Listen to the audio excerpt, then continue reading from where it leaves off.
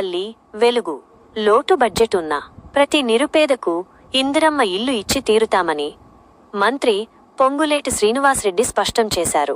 గత ప్రభుత్వం చేసిన అప్పులు కట్టుకుంటూనే ప్రజలకు ఇచ్చిన హామీలన్నీ నెరవేరుస్తామన్నారు. విడతల వారీగా ఇండ్లు మంజూరు చేస్తున్నామని, ఏ ఆడబిడ్డ తనకు ఇల్లు రాలేదని బాధపడొద్దన్నారు. ములుగు మండలం ఇంచర్ల గ్రామంలోని ఇందిరమ్మ కాలనీలో బుధవారం ఇండ్ల నిర్మాణానికి మంత్రి భూమి పూజ చేశారు. 23 మంది లబ్ధిదారులకు ఇండ్ల పట్టాలు అందజేశారు. పంచాయతీరాజ్ శాఖ మంత్రి సీతక్క, మహబూబాబాద్ ఎంపీ బలరాం నాయక్, భద్రాచలం ఎమ్మెల్యే తెల్లం వెంకట్రావు, గ్రంథాలయ సంస్థ చైర్మన్ రవిచందర్ పాల్గొన్నారు. అనంతరం మంత్రి మాట్లాడుతూ, రాష్ట్రంలో రూ. 22,500 కోట్లతో 4.50 లక్షల ఇండ్లు నిర్మించనున్నట్టు చెప్పారు.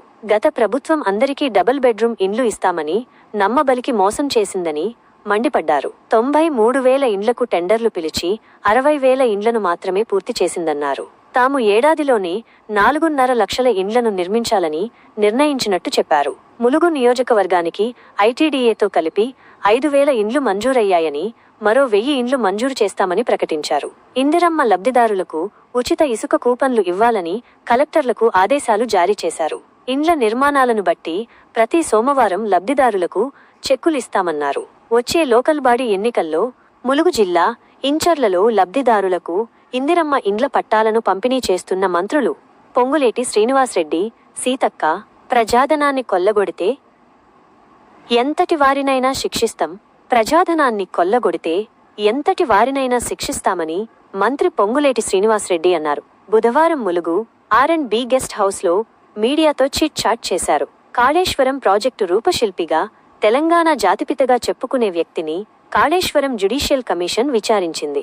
ఈ ప్రాజెక్టులో జరిగిన అవినీతిపై ప్రభుత్వానికి ఇప్పటికే క్లారిటీ వచ్చింది. ప్రజాధనాన్ని దుర్వినియోగం చేసిన ఏ ఒక్కరిని వదిలేది లేదు. ఉద్దేశపూర్వకంగా కాకుండా చట్టరీత్యా చర్యలు తీసుకుంటాం. చట్టం ఎవరికీ చుట్టం కాదు. ఎంతటి వారైనా ఉపేక్షించేది లేదు అని మంత్రి పేర్కొన్నారు. గత ప్రభుత్వం అభివృద్ధి పేరుతో ధనిక రాష్ట్రాన్ని దోచుకునేందుకు కుట్రలు పన్నిందని ఆరోపించారు. 1,00,000 కోట్లతో కాళేశ్వరం ప్రాజెక్టును కట్టామంటూ ప్రజాధనాన్ని దోచుకున్నారని మండిపడ్డారు. కట్టిన ఏడాదిన్నరలోనే ప్రాజెక్టు కూలిపోతే సీఎం రేవంత్ రెడ్డి